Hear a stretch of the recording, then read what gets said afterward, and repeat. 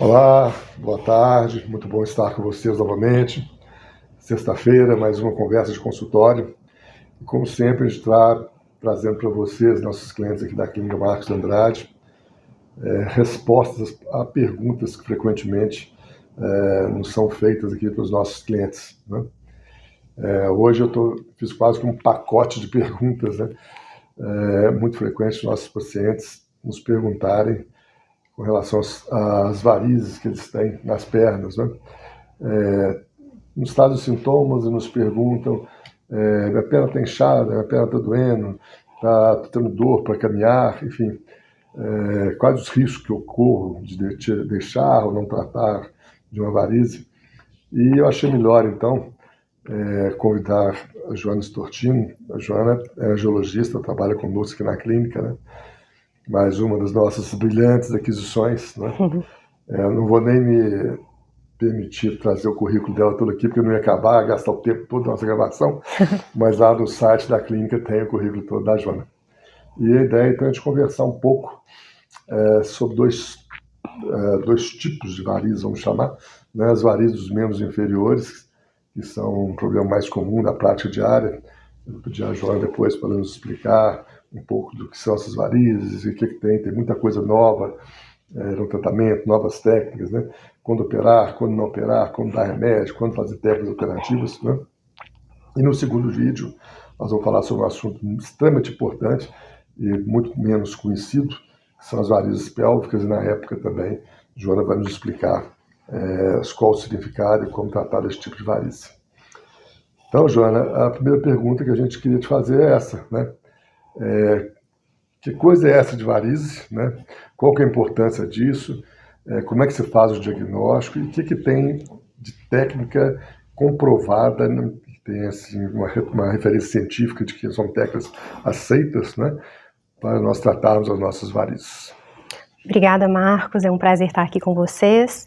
Esse tema realmente é de muita relevância por ser muito frequente, principalmente em mulheres. Lembrando que as varizes, né, o conceito das varizes são veias tortuosas, dilatadas, que não cumprem a função, que é de retornar com o sangue dos membros inferiores, da pelve, abdômen, de volta para o coração. Então, as mulheres, pela influência genética, mas também pelas questões hormonais, durante a gravidez, elas têm uma predisposição maior do que em homens, então é mais frequente encontrarmos varizes de membros inferiores e varizes pélvicas em mulheres. Então, a questão genética vem em primeiro lugar, depois, claro, estilo de vida. Então, as pacientes que são mais sedentárias, que estão no sobrepeso, que não têm uma prática de atividade física frequente, uma rotina de atividade física, têm mais chances de apresentarem varizes ao longo do tempo. Com relação a sintomas, os mais frequentes são dor nos membros inferiores, sensação de queimação, cãibras, inchaço nas pernas, e muitas mulheres não têm queixas, são pacientes assintomáticas, que têm apenas a questão estética. Então, o diagnóstico, ele inicialmente, claro, né, envolve uma boa anamnese, um exame físico, mas é imprescindível, é quase que obrigatório a realização de duplex scan, que é um mapeamento ultrassonográfico dessas varizes, tanto que faz parte da nossa primeira consulta aqui para paciente que tem essas queixas. Então, nós fazemos um mapeamento tanto do sistema venoso superficial quanto do sistema venoso profundo, buscando efetivamente a fonte do refluxo, se essas varizes têm origem na safena, se não tem origem na safena, se tem uma origem mais profunda, como sequelas de trombose prévia, ou nas próprias varizes pélvicas, que tem sido, né, um objeto de estudo recente meu. Joana, você falou uma coisa muito importante aí, na sua definição de varizes, né? São veias já dilatadas, né? E que, portanto, não cumprem mais a sua função, que é de fazer o sangue que desceu bombeado pelo coração até as pernas, e sangue para retornar ao coração, ele faz isso através das veias. Sim. Ou seja, quando você tem uma varize, isso é uma pergunta frequente, né? Mas se eu tirar minha veia, como é que fica? Sim. Isso é importante. Se a veia já está varicosa, está dilatada, ela já não tem função, não é isso? Ou tem essa função bastante diminuída? Sim, o ideal é nós tratarmos as varizes eliminando o mínimo possível de veias. Então, assim, nós tentamos eliminar aquelas que estão mais doentes, desviando o fluxo do sangue para veias que estão competentes. Nem sempre uma cirurgia agressiva, um tratamento muito agressivo, ele é melhor. Lembrando que cada paciente tem uma apresentação de doença, né, diferente, única, então o planejamento cirúrgico ele vai de acordo com tanto as queixas quanto com relação aos achados ultrassonográficos que nós encontramos, e se inicia principalmente em mudança de hábito de vida. Então, eu sempre falo com os pacientes que a panturrilha, a batata da perna, é o nosso segundo coração. Isso. Então, se a gente não tem a panturrilha forte o suficiente para bombear esse sangue de volta, infelizmente não há muito a que ser feito. Então é extremamente importante para as pacientes que têm as varizes, para que permaneçam, né, com um tratamento duradouro, para que elas se cuidem e façam atividade física regular. Então, em algumas pacientes o tratamento de varizes ele é conservador. É atividade física, meia compressiva e os flebotônicos, que são medicamentos orais que, enquanto são usados, fortalecem a parede das veias e facilitam esse retorno do sangue. Em outras situações, a gente precisa ser intervencionista, lembrando que hoje temos tratamentos menos invasivos, normalmente feitos em clínicas, consultórios, seja a escleroterapia, conhecida como aplicação, o laser transdérmico, o endolaser, são técnicas que normalmente nós usamos, nós furamos o paciente, não há cortes, e as cirurgias convencionais, que são realizadas normalmente nos blocos cirúrgicos. Uhum. Ok, então só para ficar claro, nós temos um grupo de pacientes que têm varizes, que às vezes não são muito importantes, mas que têm uma perda estética e as pessoas querem satisfazer a sua visão do próprio corpo, né, que eu acho que justifica, né? Sim. E que você então tem uma indicação puramente estética. Sim. E tem um segundo grupo, que são aqueles que já têm uma perda de função, que você vai tratar essa perda de função. Isso pode ser feito inicialmente sem nenhuma invasibilidade, apenas com mudança de hábito de vida, né? Sim. E qual que é o ponto de corte? Existe um ponto de corte, assim, de quando é que fica claro que o tratamento mais conservador não está dando resultado e aí já devo fazer alguma intervenção? Tem algum critério, assim, mais fixo para isso? Não existe um critério fixo, cada caso é um caso, mas eu levo muito em consideração como que está a autoestima dessa paciente. Muitas vezes ela está se cuidando, mas ela tem realmente a questão de não usar saia, não usar biquíni, por não estar gostando da aparência das pernas. Então, nesses casos mesmo, ela se cuidando, não é efetivo, ela não tem uma eliminação desses vasinhos. Então, nesses casos, e claro que nos casos em que os pacientes permanecem com os sintomas, mesmo com o uso da meia, com o uso do flebotônico, atividade física.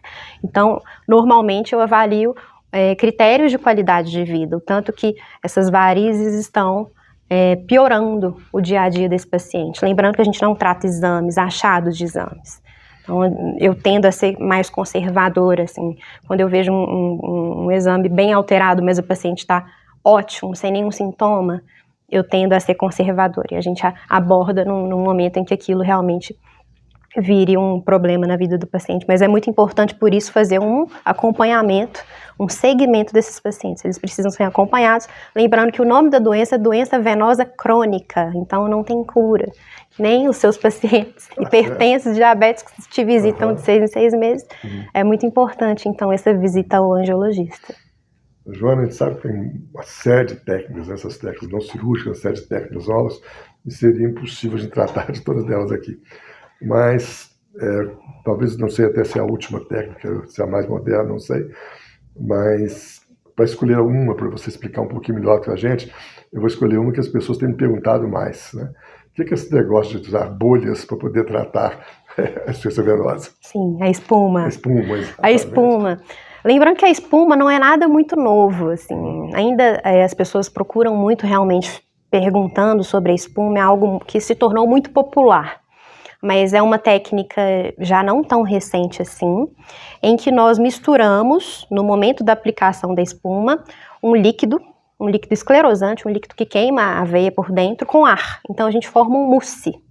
E esse mousse é injetado dentro dessa veia doente com o objetivo de ocluí-la. Então essa oclusão, uma trombose efetiva que nós causamos nessa veia, ela para de ser uma veia que que carrega sangue, ela é excluída da circulação, é basicamente isso. Só que a espuma, ela tem alguns detalhes que eu acho importante referir e relatar para os pacientes. Primeiro que nós sabemos que a taxa de oclusão, a longo prazo, 2, 3, 4, 5 anos, é uma taxa baixa, então existe uma recanalização dessas veias, por isso é muito frequente nós termos que repetir as sessões de espuma. Numa mesma veia já ocluída, você tem que fazer de novo. Várias vezes. Então não é uma técnica muito duradoura com relação a laser e cirurgia convencional.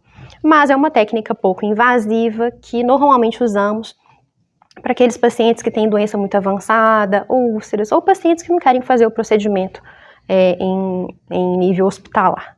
Essa espuma, né, que é injetada, essa mousse, né, existe risco desse material migrar para a veia e para lá no pulmão e provocar uma embolia pulmonar no paciente? Esse risco existe? Existe esse risco, mas é muito raro. É um evento extremamente raro. A complicação mais comum da escleroterapia com espuma são as manchas que elas causam na pele. Então, principalmente com veias mais superficiais, existe um derramamento de sangue na região logo abaixo da pele, e aquilo, em mais ou menos 30% dos casos, principalmente nas pacientes com a pele mais escura, tem uma chance de manchar a pele, umas manchas marrons, mas que também são manchas que normalmente somem com o passar do tempo. Mas esse é o lado um pouco assim, né, um prejudicial negativo dessa técnica.